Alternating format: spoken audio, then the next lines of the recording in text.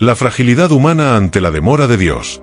A pesar de haber visto milagros poderosos, la impaciencia del pueblo los llevó rápidamente a la idolatría cuando Moisés tardó en descender. Esta historia, narrada en el Éxodo, revela una verdad profunda sobre el corazón humano. Tendemos a desesperarnos cuando no vemos respuestas inmediatas. El pueblo de Israel había presenciado la apertura del Mar Rojo, la provisión de maná en el desierto y otras innumerables señales de la presencia de Dios, pero bastó un periodo de incertidumbre para que su fe se tambaleara. Se dejaron llevar por el miedo, por la necesidad de controlar su destino, y buscaron algo tangible en lo que confiar, un becerro de oro. Esta escena nos invita a reflexionar sobre cuántas veces, en nuestras propias vidas, también sucumbimos a la ansiedad cuando los tiempos de espera parecen prolongarse. A menudo, olvidamos lo que Dios ya ha hecho por nosotros y buscamos alternativas humanas para llenar el vacío de la demora divina. El corazón impaciente es terreno fértil para la idolatría moderna. Éxito, placer, aprobación, posesiones materiales. Todo puede convertirse en nuestro becerro de oro si no aprendemos a confiar plenamente en el tiempo perfecto de Dios. La demora no es ausencia, muchas veces es un proceso de maduración de nuestra fe. Dios trabaja en nosotros mientras esperamos. Nos enseña paciencia, dependencia y verdadera adoración. En esos momentos de silencio aparente, Él nos llama a recordar su fidelidad pasada y a esperar con esperanza firme, sabiendo que Él nunca llega tarde. El becerro de oro como símbolo de la influencia egipcia. Israel no había soltado completamente la mentalidad y las prácticas de Egipto. Su necesidad de una imagen visible reflejaba su vieja esclavitud espiritual. Aunque físicamente habían salido de Egipto, en su interior aún arrastraban hábitos, temores y formas de adoración aprendidas durante siglos de opresión. La construcción del becerro de oro no fue simplemente un acto de rebeldía aislada, sino la manifestación de un corazón que aún no había sido completamente renovado. Era más fácil para ellos confiar en algo visible, tangible, que recordar al Dios invisible que los había liberado con poder. El becerro, una figura común en la iconografía religiosa egipcia, representaba fuerza y fertilidad. No es casualidad que eligieran esa imagen.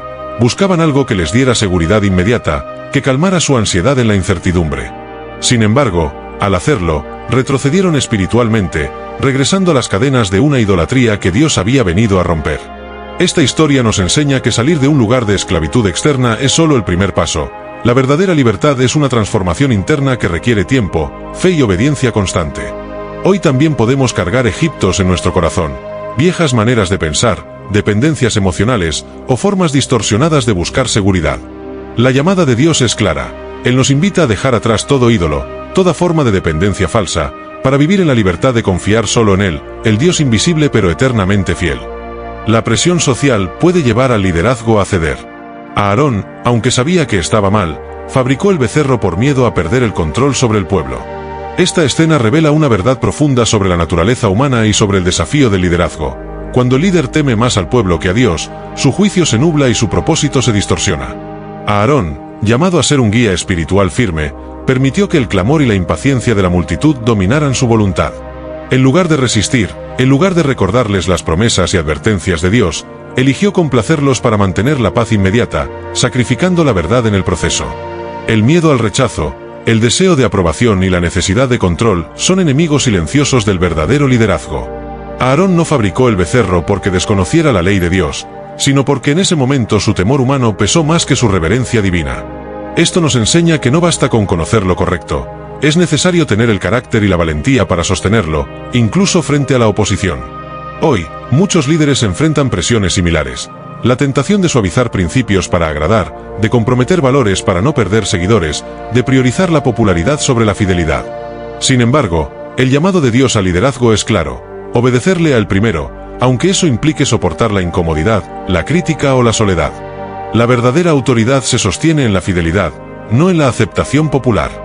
La idolatría moderna es más sutil pero igual de peligrosa. Hoy en día, becerros de oro modernos atrapan a millones sin que lo perciban.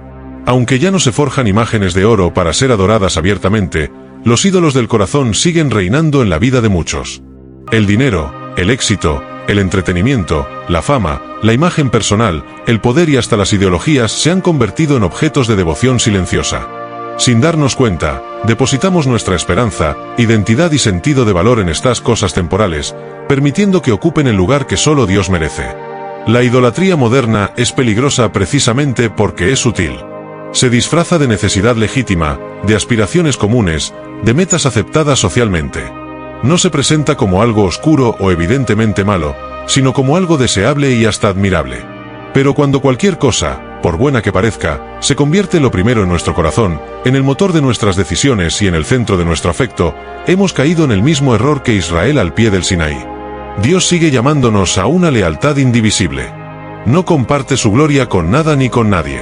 La advertencia permanece vigente: no tendrás dioses ajenos delante de mí. Éxodo 20, 3. Reconocer y derribar nuestros becerros de oro requiere honestidad, humildad y un profundo amor por la verdad. Solo al poner a Cristo en el centro de todo, podemos vivir libres de la esclavitud moderna de la idolatría. La idolatría es más que adorar estatuas. Es cualquier intento de sustituir a Dios por algo creado, incluso si parece religioso o espiritual. Muchas veces pensamos en la idolatría como algo primitivo, limitado a culturas antiguas que esculpían imágenes de piedra o madera. Sin embargo, la Biblia revela que el corazón humano tiende naturalmente a fabricar ídolos, no necesariamente de forma externa, sino interna. Un ídolo puede ser cualquier cosa que ocupe el lugar que solo le corresponde a Dios: una relación, un ministerio, un líder espiritual, una experiencia emocional, una ideología o incluso un concepto distorsionado de Dios. El peligro radica en que algunos ídolos se disfrazan de espiritualidad. Podemos terminar adorando nuestra idea de Dios más que al Dios verdadero, o podemos buscar más los dones que al dador. Incluso prácticas buenas, como el servicio, la adoración o el estudio bíblico, pueden volverse ídolos si se convierten en fines en sí mismos y no en medios para amar y glorificar a Dios. La idolatría es, en esencia, un asunto del corazón. Es confiar, amar y obedecer más a algo o alguien que a Dios.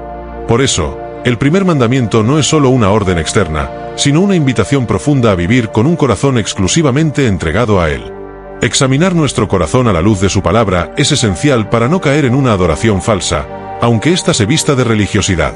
Dios busca adoradores en espíritu y en verdad, no sustitutos vacíos.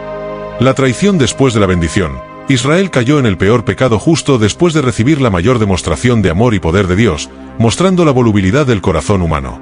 Es impactante observar cómo, apenas unas semanas después de haber experimentado la liberación sobrenatural de Egipto, el cruce milagroso del Mar Rojo y la provisión constante en el desierto, el pueblo eligió darle la espalda a Dios.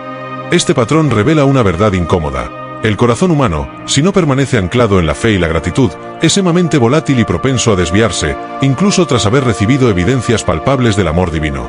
La cercanía a las bendiciones no garantiza la fidelidad. La verdadera fe se prueba en la espera, en la obediencia silenciosa, en la confianza cuando no vemos resultados inmediatos. Israel había sido testigo de la gloria de Dios en el Sinaí, escuchado su voz y recibido sus promesas. Sin embargo, bastó la demora de Moisés para que su ansiedad los llevara a buscar un sustituto, rompiendo el pacto de amor que acababan de aceptar. Este relato no solo refleja una historia antigua, sino que también nos ofrece un espejo para nuestro propio caminar con Dios.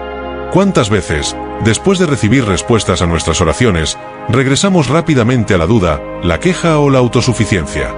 La traición después de la bendición es una advertencia. Necesitamos cultivar un corazón firme, agradecido y constante, que no dependa de circunstancias visibles, sino que se mantenga fiel a la verdad de quién es Dios. La santidad de Dios exige pureza y paciencia. Israel no estaba listo para sostenerse solo en la fe invisible, aún dependían de lo tangible. La santidad de Dios no permite medias tintas ni corazones divididos.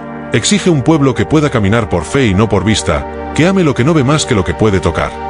La reacción de Israel ante la ausencia de Moisés mostró que todavía no comprendían plenamente el carácter del Dios que los había llamado.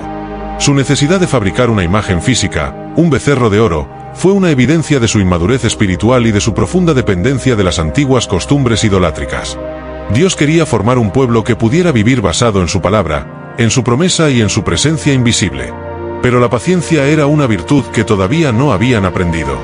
La espera, para ellos, se convirtió en una oportunidad para el pecado, en lugar de ser un espacio de crecimiento y confianza.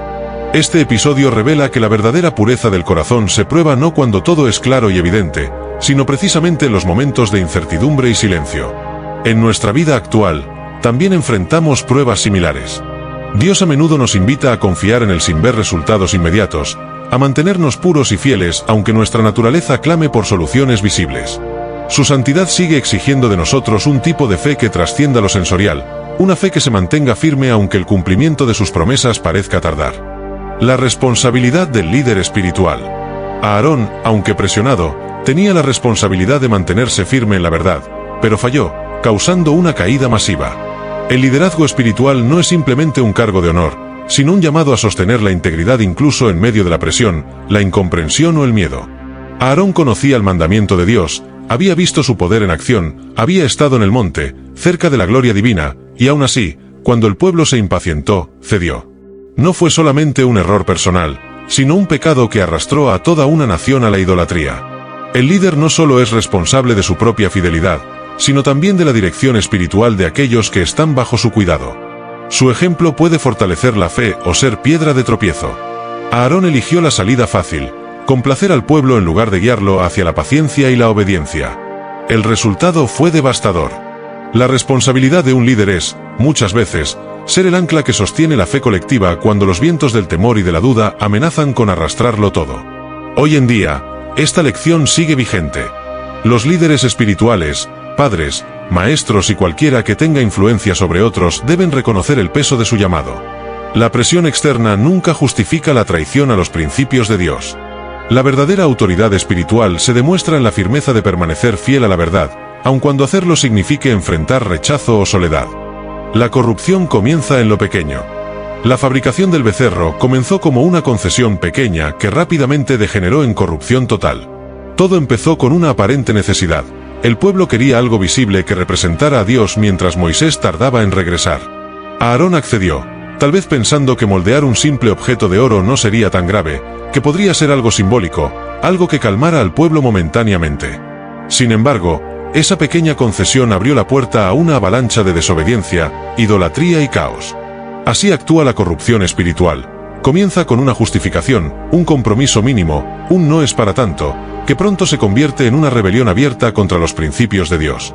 La Biblia nos muestra que pocas veces el pecado invade de golpe.